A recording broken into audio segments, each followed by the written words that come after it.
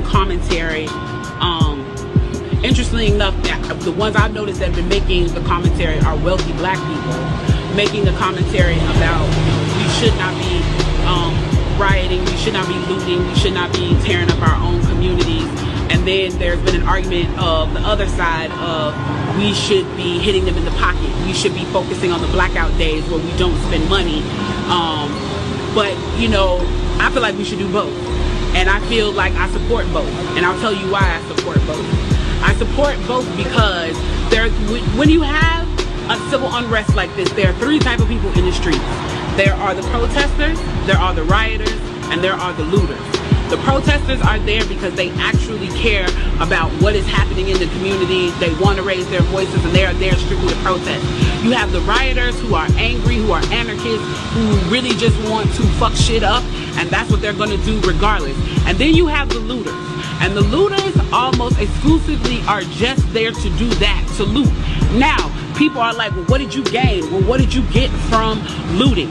I think that as long as we're focusing on the what, we're not focusing on the why, and that's my issue with that. As long as we're focusing on what they're doing, we're not focusing on why they're doing.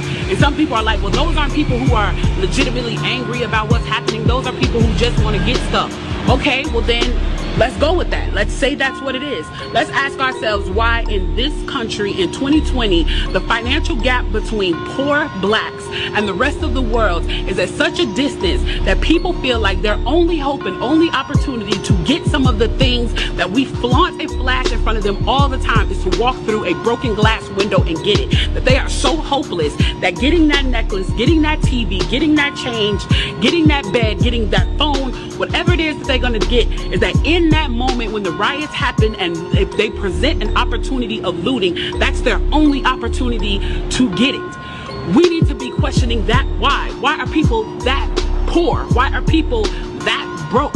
Why are people that food insecure, that clothing insecure, that they feel like their only shot, that they are shooting their shot by walking through a broken glass window to get what they need? And then people want to talk about, well, there's plenty of people who pulled themselves up by their bootstraps and got it on their own.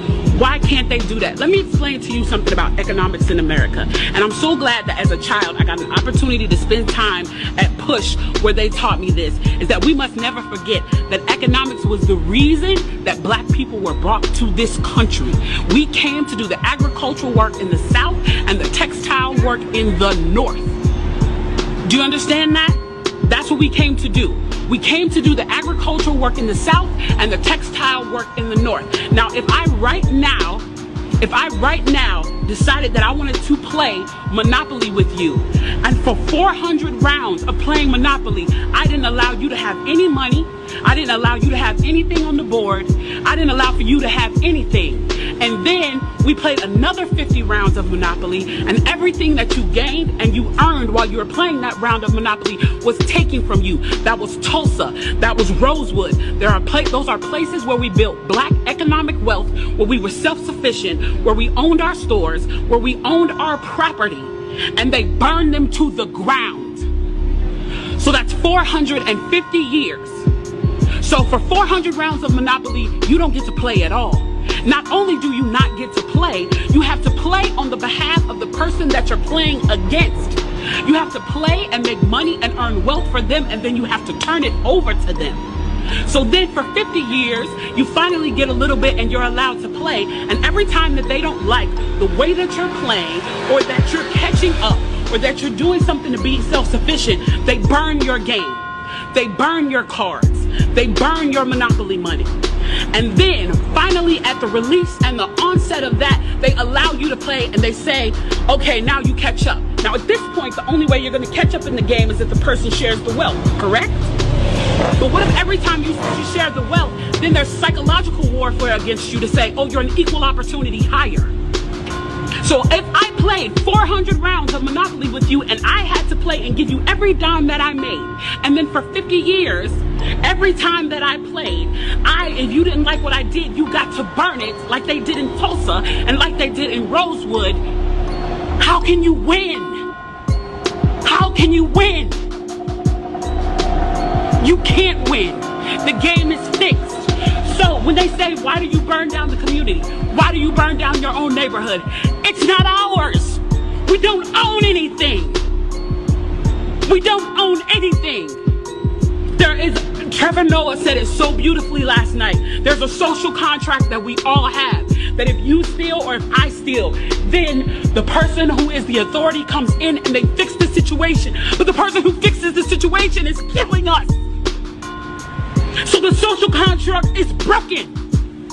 And if the social contract is broken, why the fuck do I give a shit about burning the fucking Football Hall of Fame, about burning a fucking Target? You broke the contract when you killed us in the streets and didn't give a fuck. You broke the contract when for 400 years we played your game and built your wealth. You broke the contract when we built our wealth again on our own by our bootstraps in Tulsa, and you dropped bombs on us. When we built it in Rosewood and you came in and you slaughtered us. You broke the contract, so fuck your Target. Fuck your Hall of Fame. As far as I'm concerned, they could burn this bitch to the ground. And it still wouldn't be enough. And they are lucky that what black people are looking for is equality and not revenge.